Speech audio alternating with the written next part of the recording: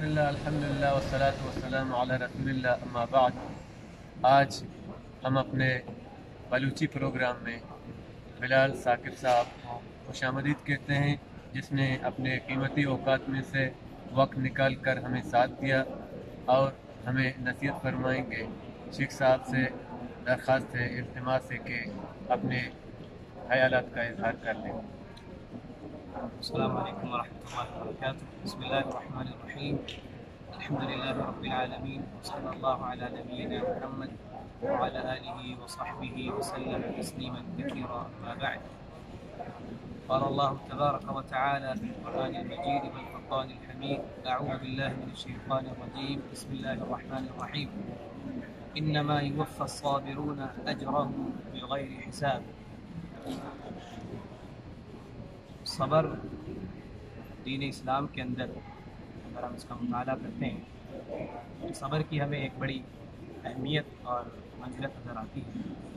بنیادی طور پر صبر کی علماء نے 3 اقسام بیان کی ہیں۔ پہلی چیز الصبر علی معصیت اللہ، کہ اللہ رب العالمین کی نافرمانیاں ہیں ان سے بچنا اور اس پر صبر کرنا۔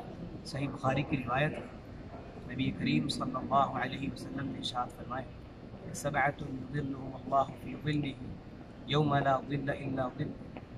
7 قسم کے وہ اشخاص ہیں کہ جنہیں اللہ رب العالمین کل قیامت کے دن اپنے عرش کے سائے کی نیچے جگہ عطا فرمائیں۔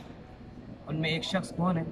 میں ورجل دعته امرأة ذات منصب وجمال، کہ وہ عورت، ایک بدکار عورت ایک انسان کو، ایک شخص کو بلاتی ہے گناہ کرنے کے لیے، اور یہ شخص کہتا ہے انی اخاف اللہ، میں اللہ سے ڈرتا ہوں۔ کہ اللہ کی معصیت پر وہ صبر کر رہا ہے، چاہے تو گناہ کر سکتا ہے، کوئی نہیں دیکھ رہا۔ عورت منصب والی ہے، خوبصورت ہے، لیکن کہتا ہے انی اخاف اللہ، میں اللہ سے ڈرتا ہوں۔ نبی کریم علیہ السلام نے ارشاد فرمایا، اس شخص کو اللہ رب العالمین کل قیامت کے دن اپنے عرش کے سائے کے نیچے جگہ عطا فرمائے۔ قرآن مجید کا بھی اگر ہم مطالعہ کرتے ہیں، اللہ رب العالمین نے ارشاد فرمایا کہ صبر کا اجر اور صبر کا ثواب یہ بغیر حساب کتاب کے اللہ رب العالمین کل قیامت کے دن عطا فرمائیں گے۔ دوسری قسم صبر کی فرمایا الصبر علی طاعت اللہ، اللہ کی اطاعت پر صبر کریں۔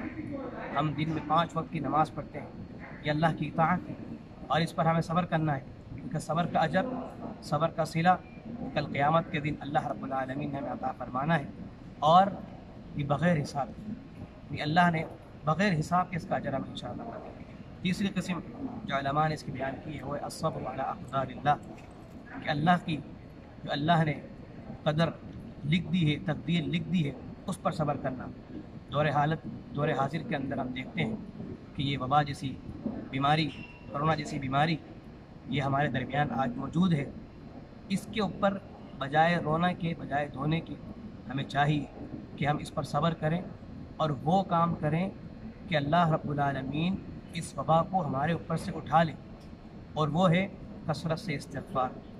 کثرت سے استغفار، اللہ رب العالمین نے ارشاد فرمایا، وَمَن يَعْمَلْ سُوءًا أَوْ يَظْلِمْ نَفْسَهُ ثُمَّ يَسْتَغْفِرِ اللَّهَ يَجِدِ اللَّهَ غَفُورًا رَحِيمًا، کہ جو لوگ اپنے نفسوں پر ظلم کرتے ہیں، گناہ کرتے ہیں، پھر اللہ کی طرف لوٹ جاتے ہیں، تو اللہ رب العالمین کے گناہوں کو ضرور بضرور معاف فرما دیتا ہے۔